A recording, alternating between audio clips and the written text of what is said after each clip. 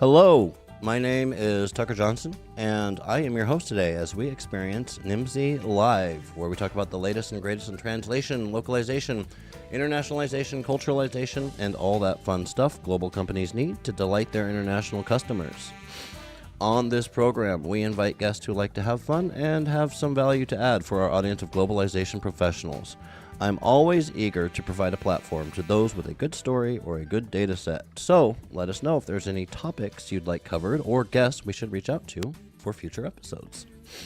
If you haven't already done so, make sure that you are subscribing or following NIMSY Insights. We are coming to you live today on LinkedIn, Facebook, YouTube, X, formerly known as Twitter, and maybe Twitch. I'm not even sure. But whatever your platform of choice is, make sure that you're following us, and you will be the first to know when we publish new industry research or when we schedule new events like this today. Before we get started, I want to give a quick plug. I don't have anything queued up to bring up on screen, but our sister company, Multilingual Media, publishes a monthly magazine called Multilingual Magazine. And if you're not already subscribed to that and you like to stay on top of industry events, go to multilingual.com and you can check out the daily industry news that we're publishing online, or you can hit that subscribe button and you can get the print version of Multilingual Magazine delivered directly to your doorstep or to your office waiting room every single month. So make sure to check that out, multilingual.com. Well, without further ado, today we are talking about, you guessed it, AI. AI is a game changer in the global content management and a booster for multilingual content. It poses challenges and creates opportunities for organizations willing to add value with the right combination of people, processes, and technology. We will discuss today experiences to make this happen, both from a decision marketing perspective and from the operational trenches. And today I am joined by longtime industry veteran, influencer, seasoned strategist, trusted evangelist, and passionate leader, Bruno Herrmann. He takes up growth challenges and generates data-driven demand at the convergence of product, content, and technology in various industries and around the world. By designing and executing strategies, as well as engaging with internal and external stakeholders, he has been recognized as a resilient change agent and dedicated business partner in the IT, operations, communications, marketing, and product management roles he has been in. Bruno has also been a public speaker, panelist, and workshop leader internationally since 1999. Bruno, it's an honor to have you on the program today. Welcome. Thanks for having me, Tucker. Great to be here. Yeah, so and thank you for your flexibility, and thank you for the flexibility of those in the audience today that have lived through, I think, 2 different reschedulings of this program. We were supposed to talk back in December, and now that we're in 2024, we're finally getting a chance to talk. So thank you very much for your flexibility. You're welcome. I think it's a great topic. So yeah, fortunately, the topic is still relevant. We're talking about AI, and in my intro there, we talked about AI as it affects people, as it affects processes, and it affects technology. And I wanted to turn it over to you today with these 3 things. Where would you like to start, sir? Well, maybe to define what this title means, because I know that I chose this title to be as short as possible, but of course it means different things, and it may mean different things to different people.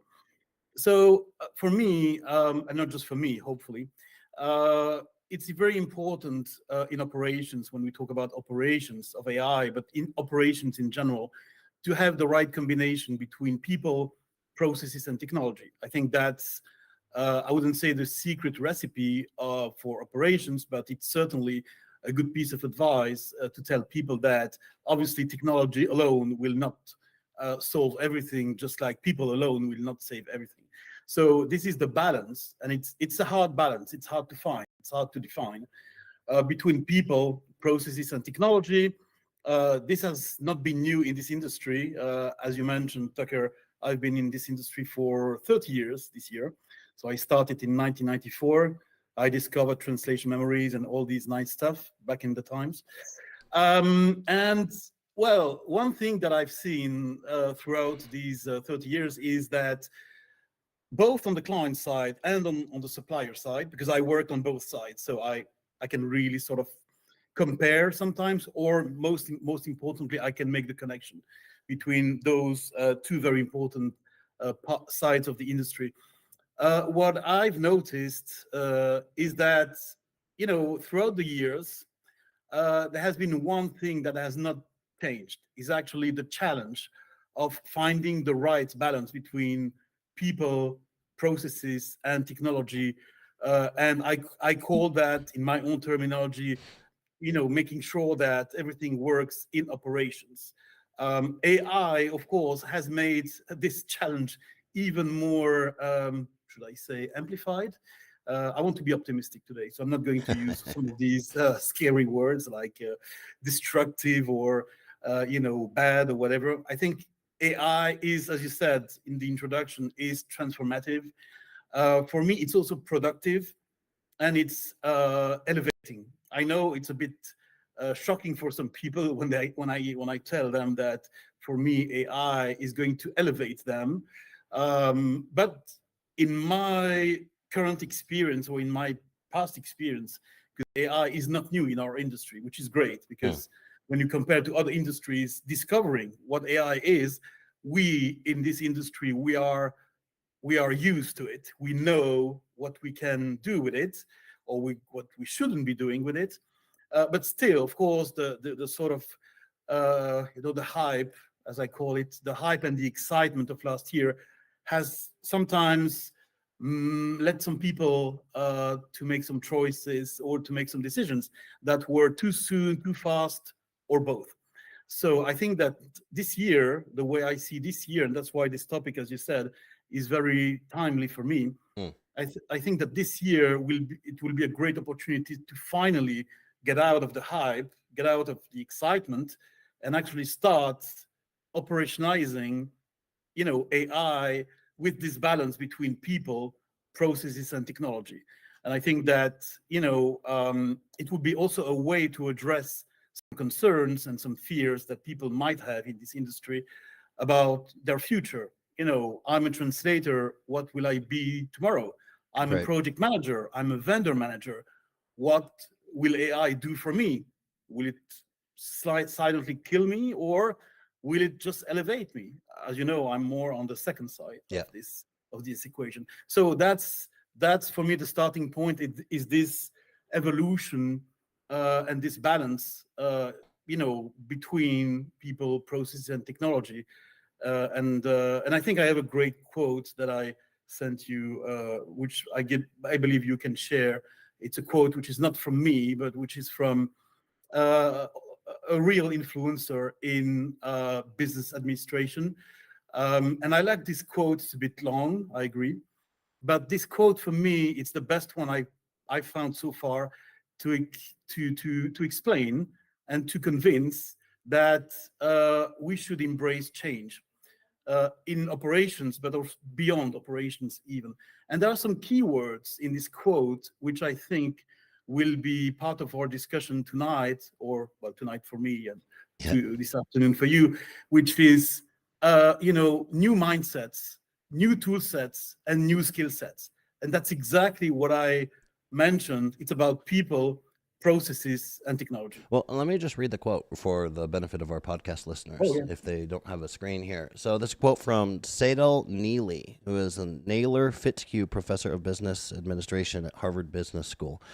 And it says, "We are entering the era of generative AI, which is tightly interwoven with digital work. This new era is set to transform job roles, apply pressure on salaries, and demand new mindsets, tool sets, and skill sets. Companies will need to focus on upskilling at scale and transforming their workplaces with AI advancements rather than fixating on traditional models of work." Yeah, so it's the latest technology. This isn't the first, and it's not the last new technology that's coming into the language services industry. You said something really interesting before we get on to the how it's elevating, people, processes, and technology. You said something really interesting. I'd like to talk a little bit more about, which is AI is not new for the language services industry. Can you tell us a little bit about that? What you mean by that? Because I think I agree with you, but Mhm. it's. I'd like to hear your input on that. Sure. Well, the best example I can mention about that is the use in our industry of machine translation, neural machine translation. Hmm. When machine translation moved from a statistical model to a neural model, and I think this neural model of automating translation was an example of how artificial intelligence and what is behind artificial intelligence, which is data, could be leveraged. Because I think that's one way personally that I like to use to demystify or sometimes to explain why AI in our industry is not new. Is because we've been, I mean, most of us, hopefully, have been dealing with data, content as data. It's not new. Of course, today, AI is requiring language data more than ever. So today, we need to do more, we need to do better, we need to do faster. But I remember when NMT was launched in our industry, this is when we started, a number of us, and I was at that time, I was working in a data science company, a famous data company called Nielsen, and I was already dealing with data, data labels, and I was translating and localizing millions of data labels. And when NMT came, for me, it was just something a bit more than what I was doing. Hmm. And other people, when I remember when I was talking to my colleagues or my friends in the BI industry, Oracle, business objects and others, we were all saying, yeah, but actually we were already using textual data, language data to, produce other content, which were platforms, applications, insights, etc. So I think this move from statistical machine translation to neural machine translation is a good example that we can even use to tell other industries that, what is artificial intelligence? Actually, it is the ultimate or the more advanced use of data that you can consider to produce something, which is a piece of content, which is an image, which is, sound now. But actually, it all starts with what I call in my own terminology, upstream AI. Downstream AI is everything that is related to implementation and adoption. Upstream AI is everything that is related to data. And data is the blood of AI. And we know that in our industry that, if you don't have good data at the source, upstream, upfront, you're not going to do anything really good. Right. That's what I meant. Yeah. Yeah, garbage in, garbage out. Yeah, So, exactly. so your thesis is that we've been here in the language services industry, which primarily the listeners of this program are from the language services industry, of course.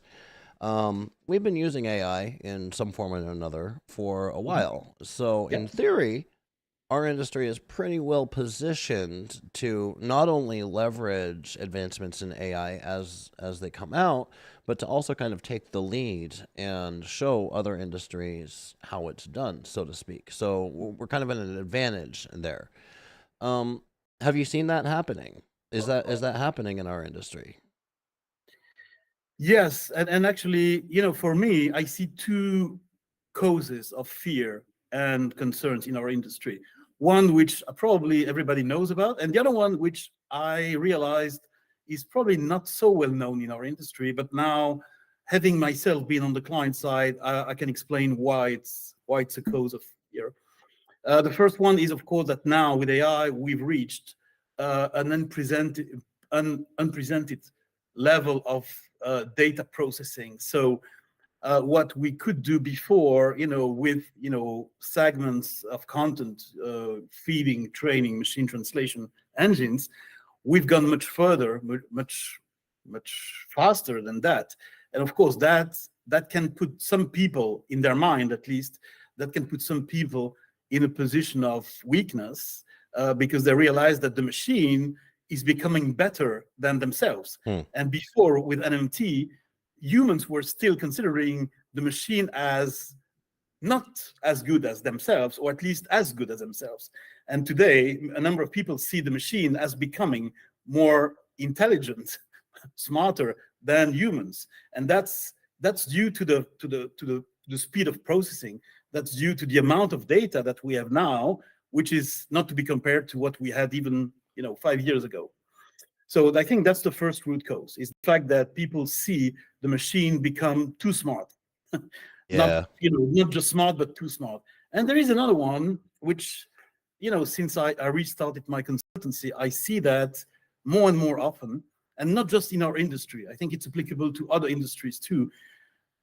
Artificial intelligence is seen as a game-changing technology that is more in the favor of clients than in the favor of suppliers, because it's a technology that clients can implement internally with, of course, data scientists with the right knowledge, the right skill Okay. sets. See, you're already. I don't even have to ask you any questions because every question I think of, if I just keep my mouth Okay. shut, you're already answering it.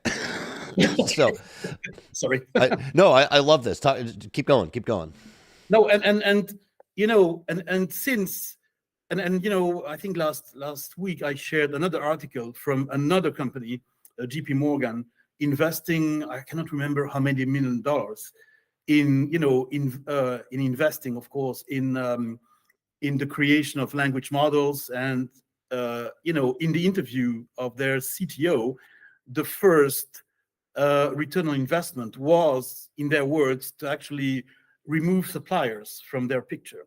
And I think that's a risk, and I'm very honest here with all my colleagues on the client side and on the buyer side, but on the supplier side, but most of all on the supplier side, because indeed that already now, due to the hype and the excitement that was not always value driven last year, now some organizations have decided to invest themselves in creating their own language models with their own AI engines.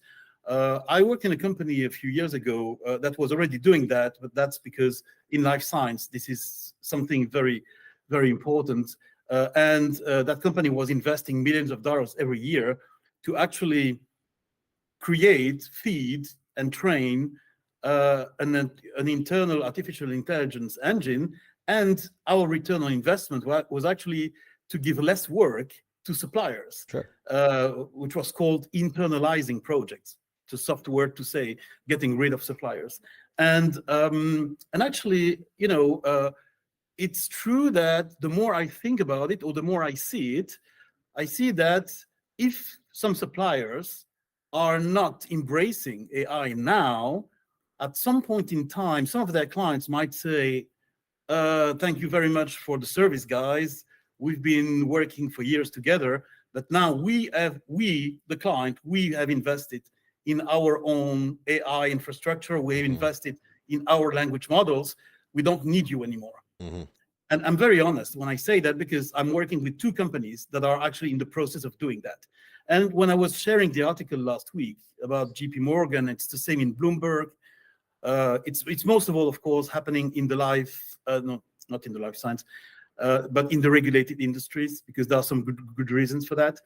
But I think for me, this should be a booster for suppliers to say, hey, it's time for us to embrace change and to position ourselves no longer as just language services suppliers, but as content or data services suppliers. And I think it's an evolution that I would like to see more and more in the industry on the supplier side, is to sort of slowly, gradually leave the language services model and go to the content and data services model. So what should suppliers be doing then? I mean, if I'm understanding correctly, and I kind of agree with it, innovation in this area is kind of going to be happening from, as it usually does. I get some hate for saying this, but innovation in our industry largely like real innovation, like building new technologies and stuff like that. It usually happens on the client side. Why? Because the client side has budget. And the R&D budget of most LSPs is abysmally small. So it's hard for LSPs to do much. And all of that data that they have, it doesn't belong to them. It belongs to their clients, right? But anyways, I'm going off on a tangent here. Sorry. Um, file your objections in the comments if you disagree, people. But what is, and Alfonso, I do see your comment. We're going to get to that. What is there for LSPs to be doing in 2024? And because this train's moving fast, and I'm kind of a cynic, I think, when it comes to this industry, but based upon my observations in the past, like our industry kind of has failed to jump on a lot of trends at the right time. We're constantly playing catch up. And I'll support that with an example. I remember when COVID happened, that was our industry is remote by default. Like nowadays we talk about remote work like it's no big deal, right? But 5 years ago, it was a big deal. Right now, everybody is familiar with Zoom meetings, and I saw that there was a huge opportunity for our industry to kind of take a leadership role in advising and kind of teaching other organizations how to go fully remote. And I didn't see that happening. And for all of the talk about AI happening right now, I'm skeptical, let's say, and that at least from the vendor side, we're going to see that leadership actually happening. So, what in your minds, as an advisor to the industry, would you say vendors should be focusing on in 2024 before they miss the train? That's a great question, and that's for me the most obvious question to answer when it comes to turning challenges into opportunities. And actually, I think you can show the second slide I sent you. It's a slide that I created for a client. Of course, I cleaned it up and I anonymized many things. But the point is that on this slide, I was requested to present to a board of a company that believes that AI should be in the hands of data scientists and IT people only. Okay. And I disagreed with that because myself, during my experience at Nielsen, which was a data science company, half of my work was done with data scientists. So I saw myself that there was value to create by working between people in data science and in localization or language services. Well, otherwise, Yeah. we're missing out on opportunity here because AI is not new. It No. is newly publicly accessible. Let's just Mhm. say, like organizations have been playing around with AI for years and years and years. What happened in 2023 was ChatGPT launched, and now Mhm. AI is in the public zeitgeist. The awareness has increased, and it's become more publicly accessible. And the options for just the individual consumer have exploded out there. So AI is not new. And Mhm. I think one of the best things that happened in 2023 is that it's given the opportunity for, whether you're a workflow engineer, language data manager, knowledge manager, language experts, domain experts, team leaders, it's given everybody an opportunity to kind of tinker around with it, not just Mhm. the, neuro language PhD people out there. Mhm. And the reason why I wanted to share this slide today is because I was challenging the view of people who believed that AI, generative AI, should be in the hands of data scientists only. And I even heard something that was just terrible, which is that, but Bruno, why shouldn't we, hire multilingual data scientists because they will speak different languages? Well, you know the story, so I don't have to tell you that. But so I said, okay, let's consider AI-driven operations and technology, which has to happen on the client side. But everything that is in green for me should be opportunities for suppliers to really, become this partner in content services more than just in translation localization. Because obviously, AI is thriving on data and language data. It's a huge topic, so I'm not going to dive into that today. Sure, But sure. it's one of my sort of one of the things that really keeps me busy and awake at night for the moment. Is language data is, of course, it's important. Everybody will agree on that. But language data doesn't come out of the blue. You have to do something to create that relevant, Right. that usable language data. So you have a number of tasks that linguists, as language experts, can do better, like conversion, extraction, annotation, curation. I just mentioned here a few examples for this organization, a few examples of how, language people, as I would call them, could really be creating value more than data scientists. And data scientists have the expertise in data management. I worked with data scientists for the past 20 years. I respect a lot their knowledge and their skills, Sure. but these people are data experts. Language industry is about language expertise.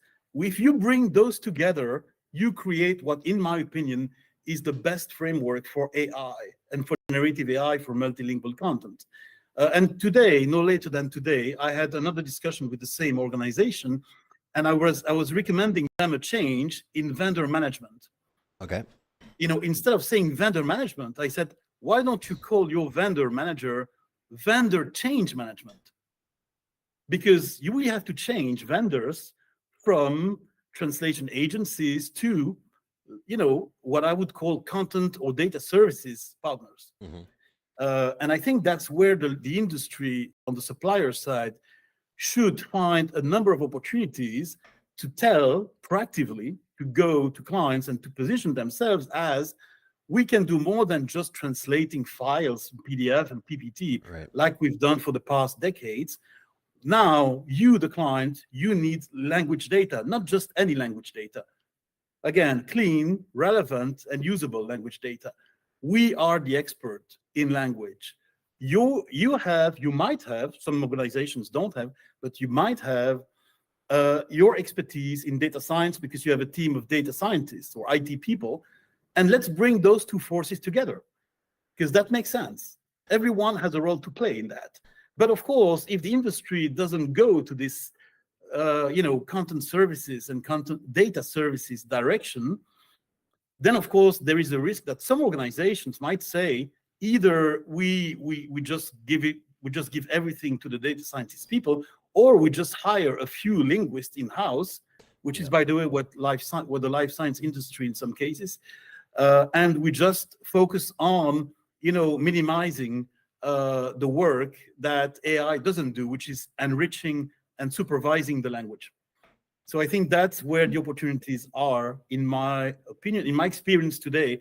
This is where I see some very immediate, I would say, opportunities. Yeah, so I mean, that very much kind of answers the question: is LSPs, language services providers, translation companies should focus less upon translation and more upon content management, which they've always been content companies. It's just with a focus on translation. And a lot of LSPs have been rebranding like this for years and years, because they don't want to pigeonhole themselves as just a translation company or just a translation agency or localization. And they're focused more on the overall content management, of which translation is, of course, a part. So I want to get to these questions here.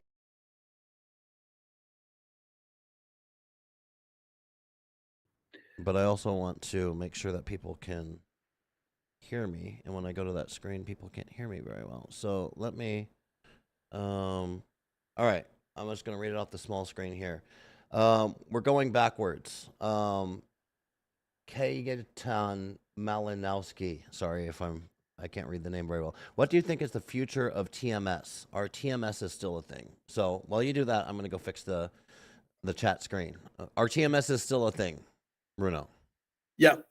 Well, the answer is yes for the moment, because I see two reasons why TMS is still relevant today. The first one is that in many organizations, as I said, content is still managed, in files. So there is still based on the transaction of files and on the allocation of roles and responsibilities to the different people, linguists, reviewers, etc. So it's not going to happen overnight. The transition from file-based content management to data-based content management is not going to happen overnight, and certainly not in large organizations. Of course, for startups, it might be a little bit different, but so that's the first thing. The second reason is because obviously there is value capture that I see in TMS, which is that you have in TMS, of course, in the in the best TMS on the marketplace, you have this I would say this core value of creating and allocating roles and responsibilities. And I see that for some organizations, again, probably the large organizations or the medium-sized organizations, I see a value to start using the TMS, no, not in the traditional way, but starting, including the new roles and the new responsibilities, and actually facilitating or softening the transition from what I just said, the file-based approach to the data-based approach. And I think then the TMS becomes a tool that is going to transform, to use our keyword today, that's going to transform the way people work gradually. And of course, ultimately, when you see some models that are just based on, excuse me, on AI, then of course, once training and feeding AI is going to be up and running and is going to be really controlled from upstream to downstream, then of course, TMS might become something no longer useful, but it can become also something that some teams would like to keep for their own use, which I would say it can be, of course, a concern as well, because I said in the beginning that it's about inclusive AI, and inclusive AI is to make sure that everybody in the organization is using, not just affected by, but is using AI according to the business objectives. And I know from my own experience now that there are some departments, there are some teams where AI is very attractive, I would say. But there are some other departments like legal, sometimes communications, where people see, again, they see a risk because they watched the iRobot movie with Will Smith, and they believe that they're going to be a super intelligence, over them, telling them what to do. But okay, so TMS is a transition for me, is going to be a transition tool to answer the question. Very good. Very good. All right. I think I got the chat working up here. So back to Alfonso. Do you think more and more translators will move to post-editing roles, or will translation still be its own thing? Talking about high-tier premium levels of the services. Very common question out there. What's happening to translators? Yep, that's a question I was expecting, to be honest. Yep. I would say that the linguists who are post editors today will probably have the softer way to, or the easier way to becoming language supervisors. As I like this title, language expert, because obviously they are already used to, not translating from scratch, and they are used to, correcting, enriching, improving content. So translation from scratch, which is that's what I understood as translation as its own thing. For me, that has not really a future, and even in regulated industries, where you might say that regulated industries are by definition sometimes skeptical or even reluctant to adopt those new technologies, because they don't want to create a big bang in their companies, and they have a lot of compliance to care for. So I would say that translation, non-AI driven translation, might still be its own thing in some parts of regulated industries, like the defense industry, like the finance industry. But gradually, AI is going to become like the baseline.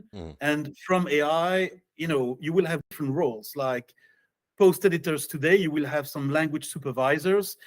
And it's not an easy job. I would like to spend just 1 minute on that, because I think it's important. Post editors and language supervisors are really creating a lot of value. Yeah. It's not just about changing a comma or changing a word.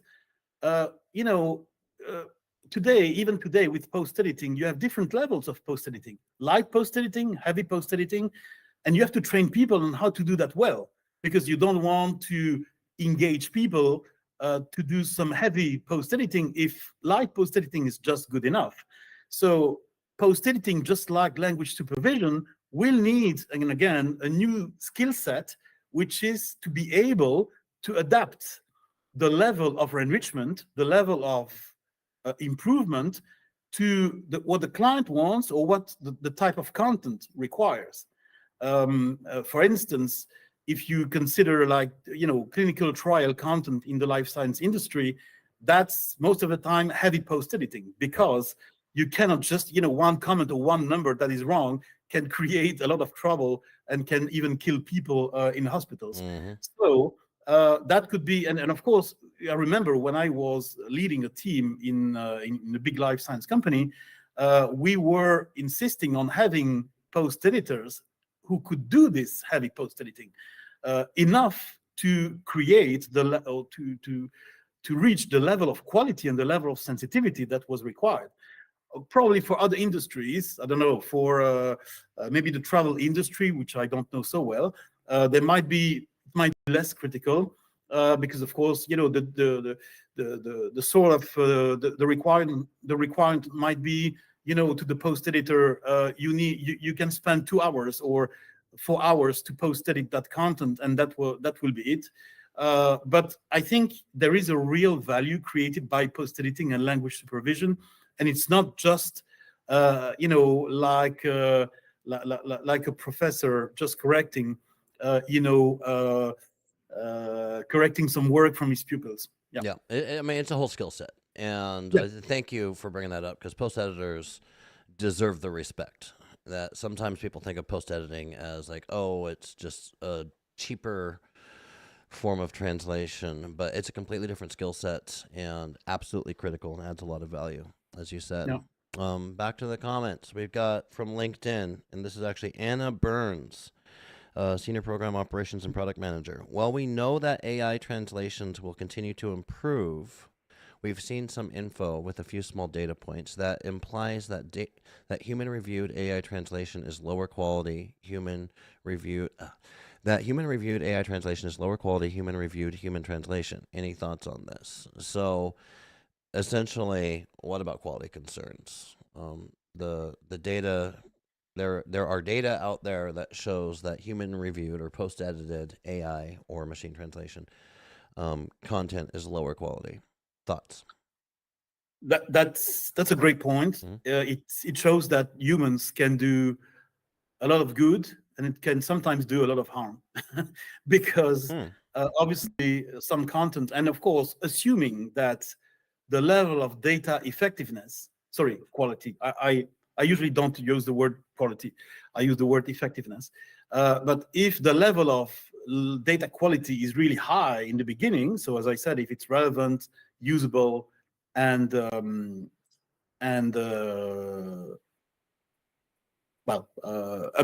up to date, that's the word I was searching for, then of course there is always a risk that a not well trained and a not well educated human reviewer can actually spoil what the machine has done well, just because the data, the level of quality or the level of effectiveness of data is really high.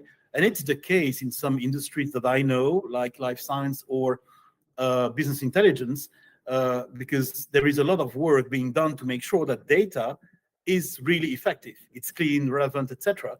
So human touch might in some cases be a risk. Well, it's what is human quality? Because humans make mistake all of the time, and this is a point I've made before, and it's a point I'm sure I've stolen from some other person in the industry, which is that humans make mistakes. So when we talk about machine translation reaching human parity, well, what if eventually machine translation gets to the point where it's better than human parity, right?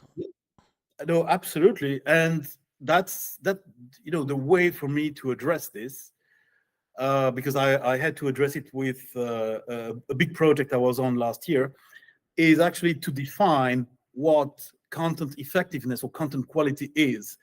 because then it's a way to train, or at least to measure the performance of the post editors, or the human reviewers, and make sure that if I'm not going to sort of tell the stories of my life, but I tested a number in the past. I tested a number of post editors, and to be honest with them, to be fair and balanced with them, I always told them what the effectiveness indicators from my company were, and I said, okay, these are the focuses for you: fluency, accuracy, consistency, etc. And of course, I could then measure if for a certain type of content, if a human editor or a human reviewer was actually in line with the level of effectiveness that was required, or if it was not.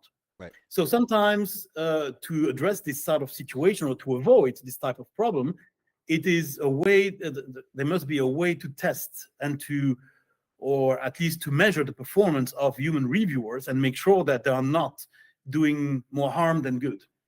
That is my own experience with the risk of having reviewers, and it happened even before AI was on the table. Fair point. So yeah. All right, I'm going to try my best to get lots of questions. Very engaged. Thanks, chat, for being so engaged today. I'm going to try to get through all of these here. Manuela Simonetti says, how do you take existing people with you? My impression is that it is becoming a totally different business. And how I see this is, if we're asking for a completely different skill set in the language services industry, whether we're talking about translators becoming post editors or something new, whether we're talking about program managers, whatever, how do we change and evolve as an industry without leaving the humans, the individuals behind? Okay, yeah, thanks for clarifying, because I was wondering what people meant here. I think that's what you mean, Manuela. Correct me if I'm wrong.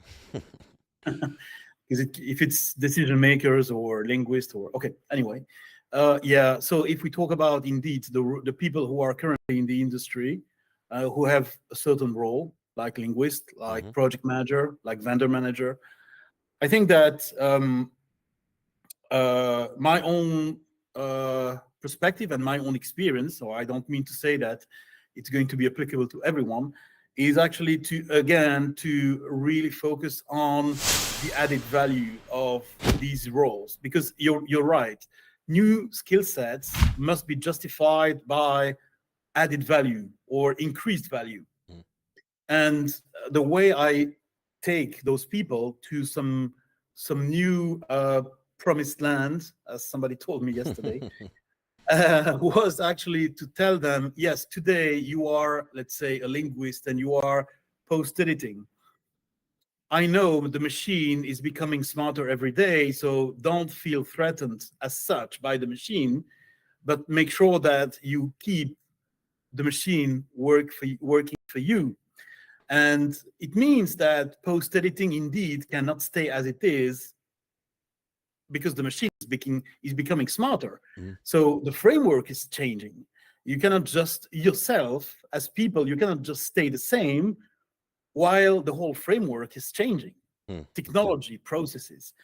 So think about what you did yourself. Maybe when you moved from translating to post-editing, you changed your way of working and you accepted it. If you are a post-editor today, it means that you accept the value of post-editing. So it means that, just to increase the value with the machine that is becoming smarter, you can keep your expertise. So your language expertise will not disappear. You keep it, but you amplify it. You make it more, you make it fit for purpose. Yeah. So we're not talking about is AI. And Manuela says, so are we talking about translators becoming data scientists? I run an LSP and many people do not find the job of data analyst interesting. And I don't think we're talking about telling all translators, hey, you need to become a data scientist now. It's not, it's the here in the U.S. It's kind of a meme where you say learn to code, right? And it's one of the presidential candidates during the last election cycle said, "Well, the coal miners just need to learn to code," right? We're not telling anybody that they need to learn to code here. I think it's just a matter of small, well, maybe not so small, but incremental changes to the way that they work.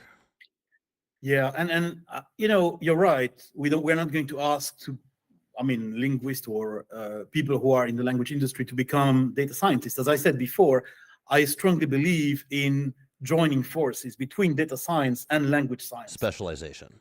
Yeah, Right. Let the data specialization. scientist go data Yeah, scientize, and let the and linguist mhm. linguate. And actually, it's a very good point because I see more and more. And I remember last year I was working for a client that recruited language data curators and language data annotators. And actually, when I was looking at the profile of these people, most of them had a linguistic background. They were either linguists or translators or even sometimes project managers. And they became language data annotators or language data curators. But in language data annotator, you have the word language, right? So what those people who are transforming themselves will become is, of course, they will stay. First of all, they will stay in their shoes as language experts, but they will make a step toward data science by dealing more with data, curating them, annotating them, and data scientists will make the same step towards linguists because they will understand that even if they speak multiple languages, they will never be as good and as fast to annotate and curate data than linguists or ex-linguists. So I think, the way I see it, and I spent 15 years in a data science company, so I believe in what I'm saying here, that there is a way to really, because the framework is changing, to really sort of find more synergy between data science and science, language expertise, and of course, it's not to say that data scientists must become linguists, because they will not become linguists. Right. It's not. It's either way. It's not up to It's linguists to become data scientists. it's an equally I absurd proposition Yeah, to ask it's data absurd. scientists to become linguists as to ask linguists And to become data scientists. yeah, and to be honest, I personally I don't like binary statements or black and white situations. I think it's all gray. So I think that you need to really, if you are a leader, if you are a decision maker, you need to really look where the value of people is. And of course, we know that data science has value, language expertise has value too. You're here. All right. Another question from Kajetan Malinowski. Mhm. Thanks for all the answers. One more for you, Bruno. Is this the end of the loc paradigm? Create content in say, English and localize into multiple target languages? Many customers are asking, why should we localize when we can create original content in target languages for a fraction of the cost? And this is a question that I love, and I ask myself frequently is, what's the need for localization? If I'm using generative AI to generate my English marketing campaign, why would I send that English marketing campaign and pay translators or post editors to translate it when I can just use the same generative AI to create a marketing campaign that is not only translated but culturally relevant for 12 other markets at the same time? That's a great question. I totally agree with you, Tucker. And I would say that it's absolutely true that generative AI is going to replace localization in a number of cases. It's already the case, by the way, in some organization, because I'm working on a project now where content, it's actually a multinational organization, and they stopped actually localizing some content from their US headquarters, and they asked their local entities to start using generative AI to create their own local content. So I'm facing an example, a real life example now as we speak. But the good news is that even if the use of generative AI is going to replace a number of localization cases or localization opportunities, you still need this generative AI in French, in German, in all languages to be extremely accurate, relevant. So you still need linguists or language experts to make generative AI in multiple languages work properly. So that's the good news about generative AI sometimes replacing localization, because if generative AI in French is replacing localization for France, it has to, at least, at the very least, it has to be as effective as as localization is or was. So to reach that level of effectiveness, you will need a lot of input and a lot of expertise from the language industry to actually reach that level of effectiveness in data that will train and feed generative AI in French to be able to say, now we have reached the same level. Yep. We can say, well, we don't localize anymore, but we still do need a lot of work in terms of language expertise. Yeah. So until the machines become our overlords, we still need local linguists to be the overlords of the machines and scoring it, training it. And yeah, it's a whole different debate and conversation if the machines will ever get to the point where they can train themselves. Some would say they already are, right? Rabbit hole I don't want to go down today, anyways. Excellent question here from LinkedIn user who, let me see, can I get their name? This is, yes, Ilona Fritzsche Gintere. How will the role of the localization project manager change in the context of AI? We've been talking a lot about linguists, of course, the heart of our industry, the translators. But what about localization project managers? Yep. Well, in the example I mentioned before, yeah, exactly. Yeah. So in that case, for that specific organization, I saw project managers going into two different directions: workflow engineers to actually make sure that the supply chain for AI, so including everything that is upstream. So, and there are a number of new tasks. I mentioned a few of them: annotation, curation, segmentation, etc. So that the whole supply chain for AI stays safe and stays efficient. So that's really the first direction, so becoming workflow engineers or process engineers. And the second one would become, in some cases, domain experts, because in that case, you, as project manager, you are used to, well, at least in some companies, in some organizations, you are used to handle content for a certain industry or for a couple of industries. And then you, as a project manager, you can extend your project management skills to actually become the sort of domain expert that is not specifically linguistically oriented, but that is becoming more, process oriented. For instance, I will give you an example.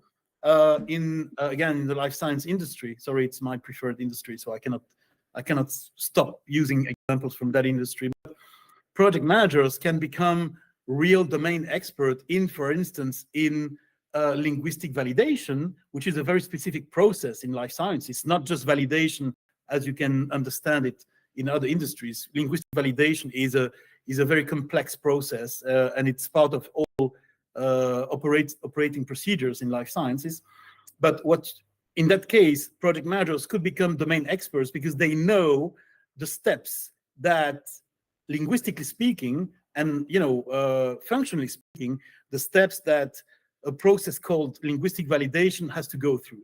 So again, two directions from my perspective, from my experience: one going to the workflow expertise, and one going to the domain expertise. Well put. Question from, this one's from Ivona Budzinska. If you pay peanuts for post-editing a high quality data, then it's obvious that no specialist linguist will want to touch it. It will be post-edited by someone unqualified who will introduce errors without a doubt. And Ivona, I don't see a question in there. And I kind of agree with that. I'm gonna, but I like this comment because it raises a question for me that I thought of when I read your comments. Is so pricing model for the language services industry. I know we've got 5 minutes to go in this podcast. Do I want to go there? But we've been doing per word or some sort of iteration on per word pricing for a long time, and I think per word made a lot of sense back before the age of TMS. TMS came on the scene. We adapted, we iterated on the per word model to include fuzzy match structure, stuff like that. Machine translation post editing kind of threw another monkey wrench into the model. My stance on this is that the industry needs a revolutionary change in the way that we price the work done at the translation level. However, I don't think the industry's ready for it. Meaning, no one wants to be. It's so ingrained in the way that we do it. And I'm not saying it makes it a good thing, but I just don't see that revolution happening anytime soon.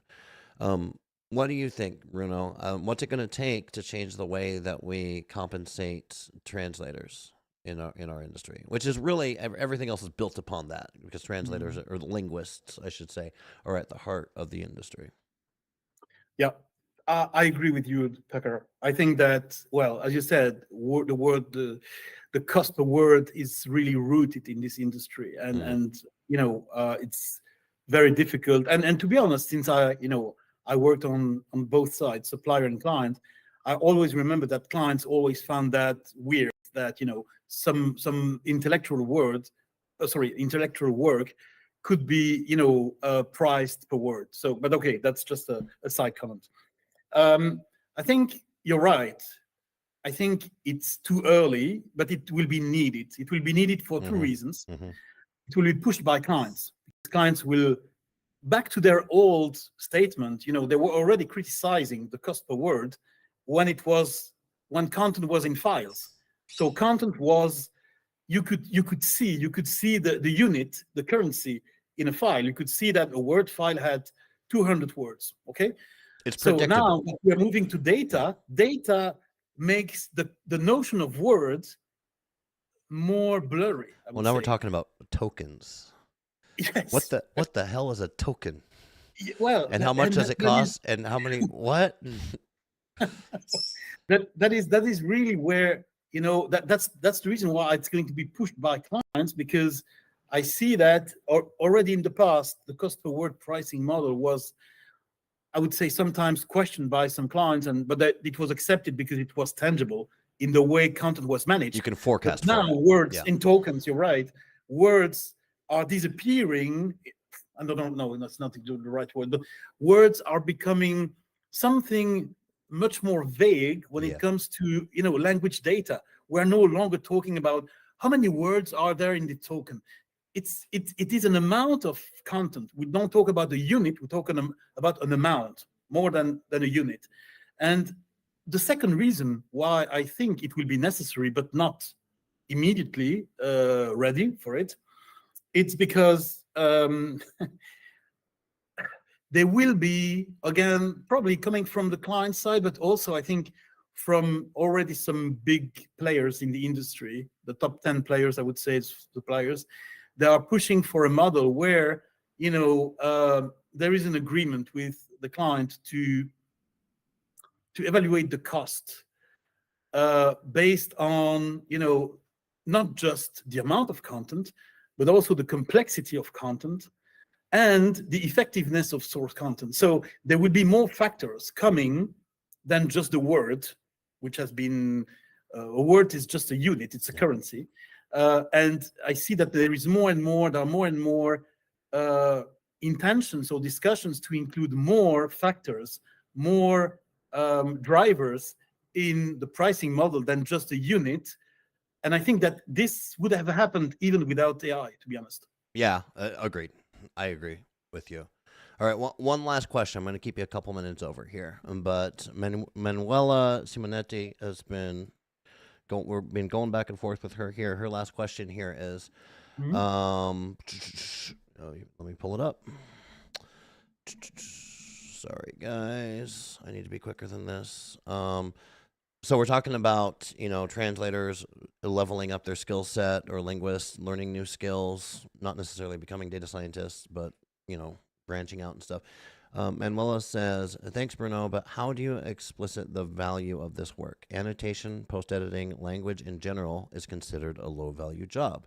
She means to a client. So as LSPs, Manuela runs an LSP, right? As LSPs are going into these new AI adjacent services or AI driven services, how can they best sell that, for lack of a better term? How can they best explain the value? Because you made the comment yourself in that these are very value added activities. Mhm. How do we explain that to a client that might not understand the value behind it? Okay. Well, in 1 minute, it's going to be tough. Um, We can go over a little bit if we okay. need to. All right. Yeah. Don't kick me out, I please. won't. Just in the middle of the Promise. sentence.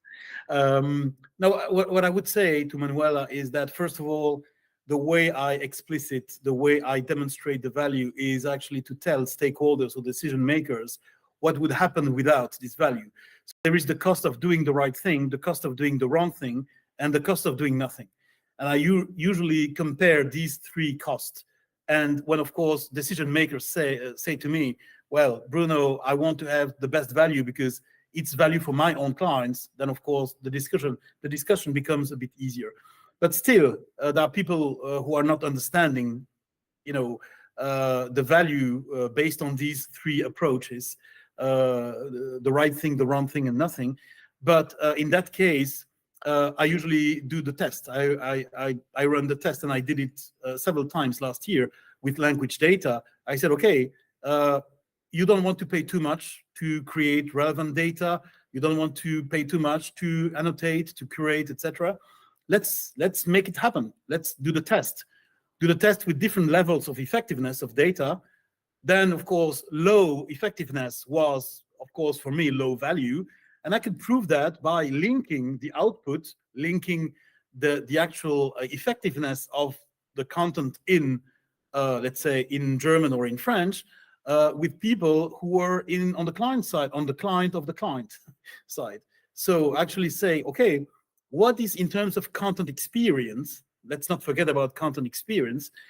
What is going to work well in terms of value? Where is going to be the value for the client during his experience with the customer, with the content? I'm sorry, and by using different levels of quality, and of course using different levels of investment as well, level of cost, value becomes more obvious, because I don't know many companies that accept to delight their customers with low value, personally. But that's my short answer. Very, very well put. And for those of you who we just barely got through all of the questions today, I actually turned off the comments. I'm not looking at them. Thank you, everybody who was so engaged in the questions. For those of you that have more questions, go follow Bruno on LinkedIn. He's very active over there. Posts lots of good stuff. He's a good follow on LinkedIn. Bruno, any closing thoughts before I wrap it up today?